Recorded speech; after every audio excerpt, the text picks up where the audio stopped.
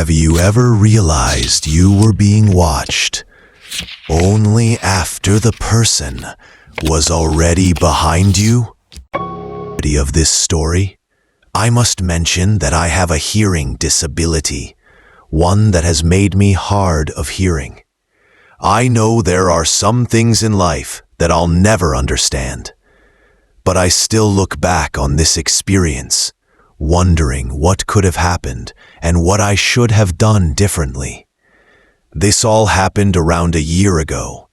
The holiday season had just rolled by, and I was settling down from traveling and all the get-togethers with family and friends. I live in a small suburban neighborhood that borders a forest in southern Quebec. It's a quiet area. Most of the residents are familiar with each other, which I honestly prefer because it adds a warmer atmosphere. Around winter, I like to take my dog Monty on walks in the local forest. He's a Rottweiler Husky mix, perfect for me. Since I enjoy going for runs from time to time, the forest has several trails, none of which are challenging for non-hikers. I remember it being an afternoon. I had just finished a late lunch and decided to burn the calories on a walk with Monty. As usual, my dog went ballistic when we turned the corner toward the forest entrance. It was relatively cold for a February day. A fresh blanket of snow lined the paths overnight, creating a nearly blank canvas. As usual, I let my dog off the leash so he could run around. There were a few yellow patches and some boot prints in the snow, which told me several people had already been there earlier.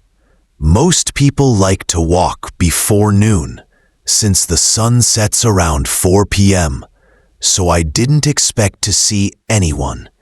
After about 30 minutes, we reached a fork in the path. One trail hadn't been walked yet.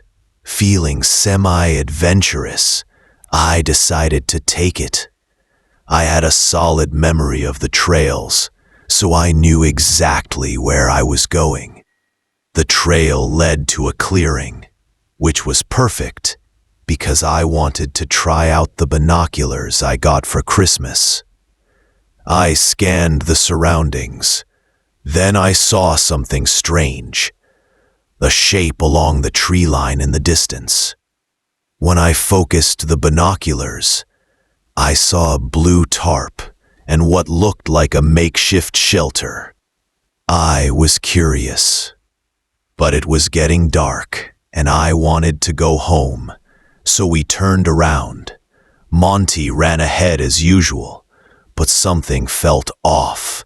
He was more alert, sniffing the trail more than normal. I looked down and my eyes widened. There was a set of footprints in the snow, much larger than my own. I turned my boots over, comparing them in confusion. They didn't match. There were no other forks in the trail, which meant whoever made them had passed me. I assumed they did so while I was using my binoculars. At the time, that explanation felt logical. I tried not to overthink it. It was darker now, but I could still see. Then Monty stopped. He barked relentlessly, facing behind me. I turned around, and that's when I saw him. A man, about 6'4", wearing charcoal snow pants and a white camo jacket. He stood barely a meter away, didn't move, hands in his pockets. I didn't recognize him. I assumed he was a hiker or from out of town. He seemed to be muttering something, but I couldn't read his lips, and I didn't know if he spoke English or French. The light was too poor. I felt stupid for not bringing my phone. I tried to explain that I was hard of hearing and that it was getting late. I got home around 4:30. It was fully dark. I followed my usual night routine, not thinking much about the encounter. Until the middle of the night, Monty woke me, licking my hand. I checked my phone. 3 a.m. A message from my neighbor, asking if everything was okay. She said Monty had been barking like he was possessed. I looked up. Monty wasn't in my room. I went downstairs. He was barking hysterically at the patio door. My vision was blurry until the motion light turned on, and then my heart sank. The man from the forest was standing in my backyard. I didn't hesitate. I stepped away and texted 911. I ran upstairs, grabbed the machete from under my bed, and stayed with Monty. I waited, heart pounding, guarding the door.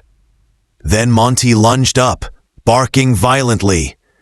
A shadow moved under the door. The man was right outside. Seconds felt like hours. But the door never opened. When the police arrived, the patio glass was smashed. The gate to the forest was open. The man was gone. I told them about the shelter. I stayed with family friends. I never heard back from the police. Since then, I stick to roads, and I try not to think about it. My name is Ember. I'm 16, and I live in Illinois with my sister Kate. She's 15. Our dad works in deforestation, about 30 minutes away.